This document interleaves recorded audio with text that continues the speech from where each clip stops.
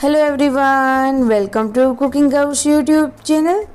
તો આજે હું તમારી જોડે શેર કરીશ વેજીટેબલ્સથી ભરપૂર એવી એકદમ નવી અને ટેસ્ટી વેઇટ લોસ રેસીપી। તો હવે વેઇટ લોસ કરવા માટે એકદમ બોરિંગ અને ટેસ્ટલેસ રેસીપીઓ ખાવાની કોઈ જ જરૂર નથી। આ રીતેની એકદમ ટેસ્ટી રેસીપી ખાઈને પણ તમે ઘરે વજન ઉતારી શકો છો। તો તેના માટે આ વિડીયો એન્ડ સુધી જોઈ અને તમે ઘરે જરૂરથી ટ્રાય કરજો। તો તમે જોઈ શકો છો એવી રીતે મેં અહીંયા બધા જ વેજીટેબલ્સ લીધેલા છે, જેમાં ટામેટું, ડુંગળી, ગાજર, કેપ્સિકમ, કોથમીર, મરચાં, લીમડો અને લીંબુ લીધેલું છે।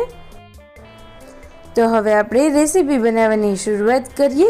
તેના માટે આ રીતેનું એક પેન લઈ અને તેમાં 1 ચમચી જેટલું તેલ ગરમ થવા માટે મૂકીશું। તેલને એકદમ સરસ રીતે ગરમ થવા દેવાનું છે। ત્યારબાદ તેમાં 1 ચમચી જેટલું આખું જીરું એડ કરીશું। ત્યારબાદ તેમાં થોડા ફ્રેશ લીમડાના પાન અને નાના કટ કરેલા મરચાં એડ કરીશું। જો તમારે આ સમયે આદુ અને લસણ એડ કરવું હોય તો તે બંને એડ કરી શકો છો। તો હવે આપણે બીજા વેજીટેબલ્સ પણ એડ કરીએ, જેમાં આપણે ટામેટાં, ડુંગળી, ગાજર અને કેપ્સિકમ એડ કરીશું। અને હવે બધા જ વેજીટેબલ્સને આપણે એકદમ સરસ રીતે કૂક કરી લેવાના છે, જેને 2 થી 3 મિનિટ જેટલો સમય લાગશે।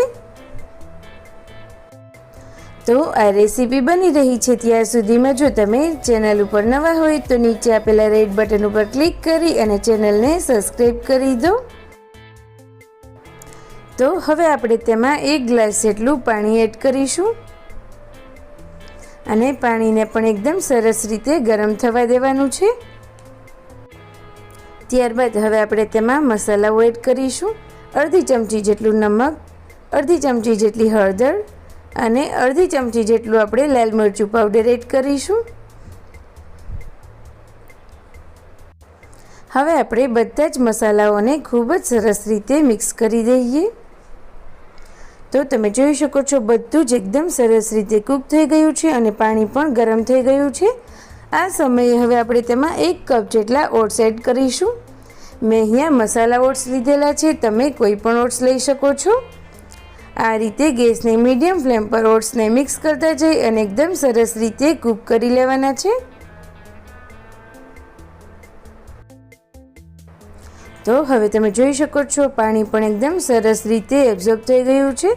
તો આપણા વેજીટેબલ્સથી ભરપૂર એવા મસાલા ઓટ્સ બની અને સરસ રીતે તૈયાર થઈ ગયા છે। તો ઉપરથી આપણે થોડી કોથમીર એડ કરીશું। તો તમે પણ આ રીતેના મસાલા ઓટ્સ ઘરે જરૂરથી ટ્રાય કરજો। જે લોકોને વેઇટ લોસ કરવો છે કે વેઇટ મેન્ટેન કરવો છે તેમના માટે આ બેસ્ટ રેસીપી છે। અને તમને મારી આજની આ રેસીપી સારી લાગી હોય તો પ્લીઝ આ વિડીયોને લાઈક કરજો, શેર કરજો અને ચેનલ ઉપર નવા હોય તો જલ્દીથી તેને સબસ્ક્રાઈબ કરજો।